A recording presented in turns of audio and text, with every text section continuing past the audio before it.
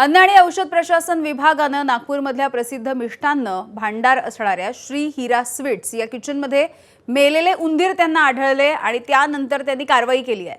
3 जुलैला एफडीएनं श्री हिरा स्वीट्सच्या पाचपावली परिसरामधल्या कारखान्यामध्ये जाऊन पाहणी केली होती। त्यामध्ये अनेक त्रुटी आणि एक मेलेला उंदीर देखील सापडला।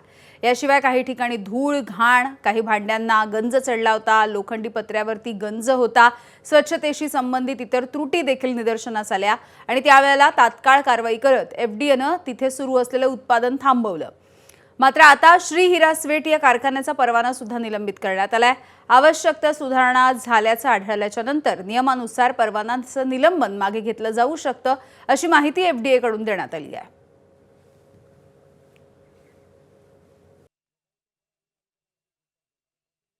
दिनांक 3 जुलै रोजी श्री हिरा स्वीट येथे तपासणीकरिता अन्न सुरक्षा अधिकारी गेले होते।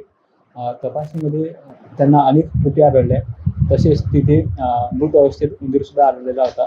त्या अनुषंगे त्यांनी 6 तारखेला मला सबमिशन दिले आणि त्या अनुषंगे 6 तारखेला आपण त्यांचे सोमवारी लायसन्स निलंबित केले। आपण त्यांचा सध्या परवाना निलंबित केलेला आहे। त्यांनी सुधारणा केल्या आहे। सुधारणा केल्यानंतर ते आयुक्ताकडे जाईल आणि आयुक्त सरांकडून ते निलंबन त्यांचं मागे घेतले। सुधारणा होईपर्यंत ते सध्या प्रोडक्शन त्यांचं बंद राहील। एबीपी माझा, उघडा डोळे बघा नीट।